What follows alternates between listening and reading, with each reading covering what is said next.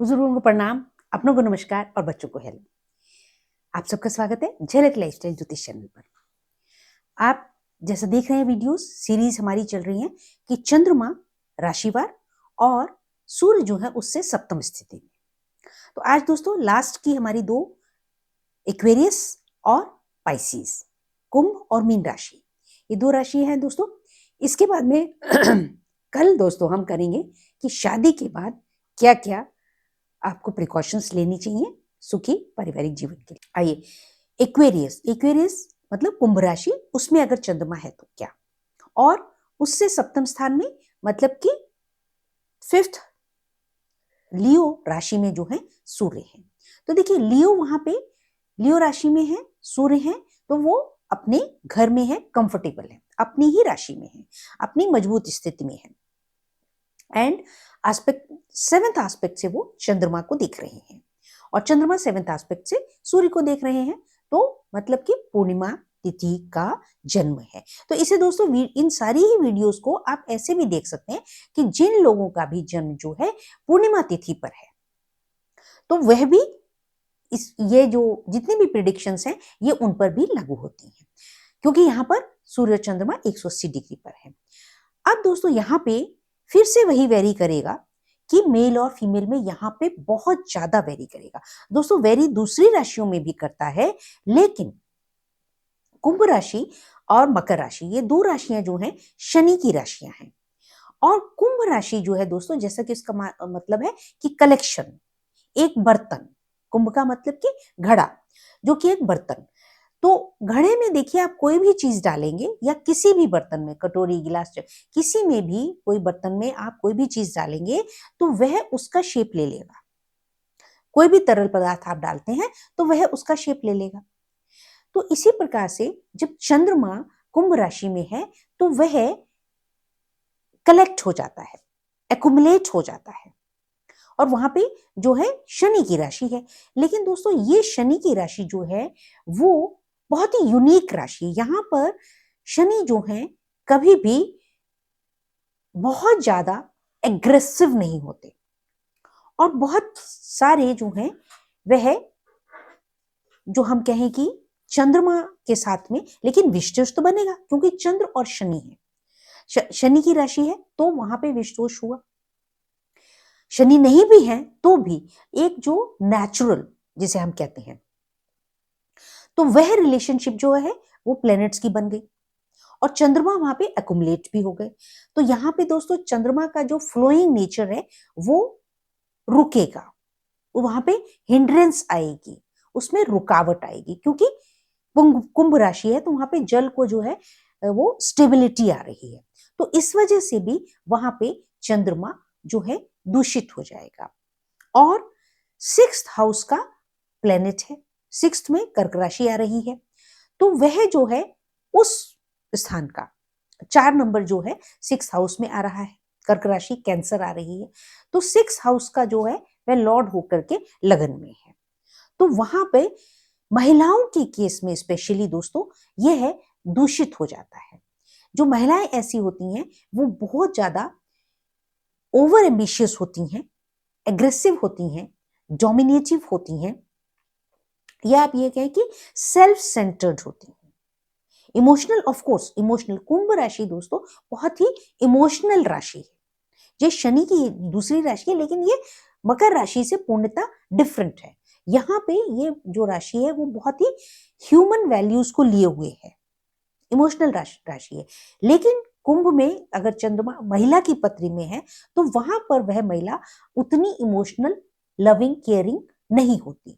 हो सकता है कि वो प्रिटेंड करे कि लविंग केयरिंग है, लेकिन वह लविंग केयरिंग ना हो। लेकिन अगर पुरुष की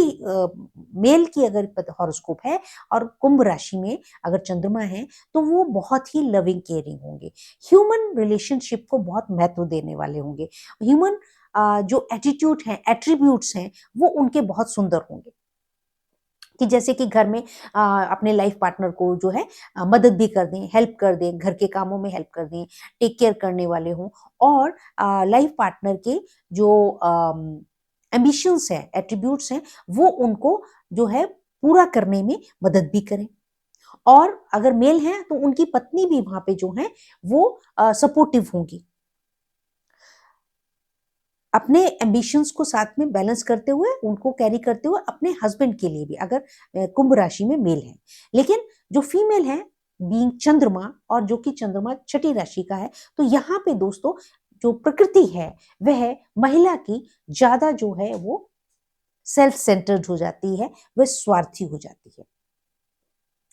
तो यहाँ पे अगर रिश्ता कभी भी, अगर ये कॉम्बिनेशन में ये रिश्ता खराब होता है, तो दोस्तों वहां पे 70 to 90% जो है गलती, मिस्टेक या ईगो या एडमेंट होना महिला की तरफ से, उसकी वजह से जो है डाइवोर्स की सिचुएशन बनती है। और ऐसी सिचुएशन में दोस्तों क्या होता है कि अनफॉर्चुनेटली महिला जो है वो फिर 3 to 5 रिलेशनशिप्स में चली जाती है। एक जो कहते हैं कि लॉन्ग लास्टिंग रिलेशनशिप में ऐसी महिला रह ही नहीं पाती है। एक जगह डाइवोर्स हुआ, दूसरी जगह डाइवोर्स हुआ, या कहीं पे खाली लिव इन में हो गया, इस तरह से जो है वो मल्टीपल जो है लाइफ पार्टनर्स हो जाते हैं। तो जो कि एक महिला के लिए दुर्भाग्यपूर्ण स्थिति है। इसलिए अगर जिस महिला का भी चंद्रमा जो है कुंभ राशि में है, तो उनको अपने आप को बहुत बैलेंस रखना होगा, अपने कैरेक्टर को स्ट्रांग रखना होगा, अपने इमोशंस को कंट्रोल करना होगा, और लार्ज पर्सपेक्टिव में फैमिली, हस्बैंड और रिलेशनशिप्स को देखते हुए फैमिली लाइफ को लीड करना होगा। अगर वो एक मोमेंट पे इम्पल्सिव होकर के एक बार अगर वो इस रिलेशनशिप से बाहर चले गए, तो फिर जो है उनकी लाइफ में बैलेंस आना बहुत मुश्किल हो जाता है। तो यहाँ पे ये बात दोस्तों थोड़ा सा केयर करने की है, to be on the careful side. फिर ये लगता है कि अरे हाँ वो तो गलती हो गई, अनफॉर्चुनेट, फिर हमेशा से ये रहता है कि नहीं नहीं, जो फर्स्ट हस्बैंड था वो वास्तव में बहुत अच्छा था, बहुत लविंग केयरिंग था, या फिर उसकी अच्छाइयां बार बार जो है याद आती हैं, और जब लाइफ में अपना एक्सप्लॉयटेशन होता है तब रियलाइज होता है, but then there is no benefit to going back और looking back into the circumstances. अब दोस्तों बात आती है कि पाइसेस जो है, पाइसेस इज अनदर राशि दोस्तों जो कि बहुत ही इमोशनल राशि है। ठीक है, यहाँ पे बहुत जो है ये थोड़े से एक्स्ट्रावेगेंट भी होते हैं, खर्चीले भी होते हैं, इम्पल्सिव भी होते हैं, और बहुत ही आर्टिस्टिक चीजों को और खूबसूरत चीजों को पसंद करते हैं, और बहुत सिंपल और मौज मस्ता, जैसे कहते हैं कि हरफन मौला एटीट्यूड होता है, फ्रेंड सर्कल बड़ा होता है, और लाइफ में कभी कभी डिसीजंस जो है वो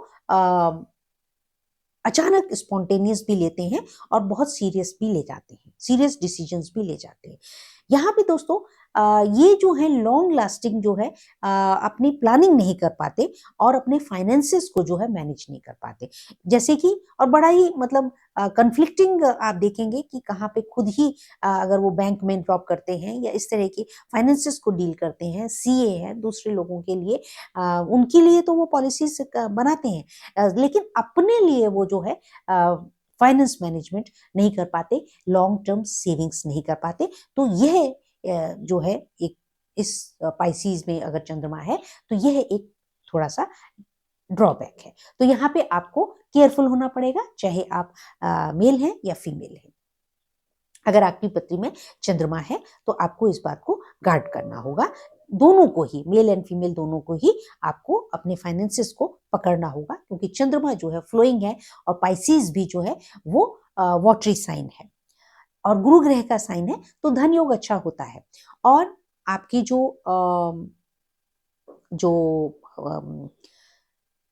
सेवेंथ हाउस में जो बनेगा वो वर्गो बनेगा, तो वर्गो में जो सूर्य है, तो वहां पे दोस्तों जो लाइफ पार्टनर होता है ऐसे इंसान का, वह अच्छे धन प्रभाव वाला, अच्छे ऐश्वर्य वाला, सरकारी जॉब वाला भी हो सकता है, राजयोग वाला भी हो सकता है, कोई जरूरी नहीं कि सरकारी नौकरी में, लेकिन राजयोग हो, राज लाभ हो, बहुत बड़े कोई राज्य के, सरकार के जो ठेके लेने वाले हों, इंडस्ट्रियलिस्ट हों, तो जहाँ पे कि जिनका राज्य से, सरकार से, सत्ता से जो है वास्ता हो, तो ऐसा भी पार्टनर होता है। और इन दोनों में एक बहुत खूबसूरती होती है दोस्तों कि एक दूसरे को मिलकर के एक्सपोर्ट इंपोर्ट का बिजनेस बहुत सुंदर कर सकते हैं, और एक दूसरे के साथ में एक अच्छे जो है बिजनेस ओरिएंटेड भी हो सकते हैं। अब बात रही दोस्तों यहाँ पे जो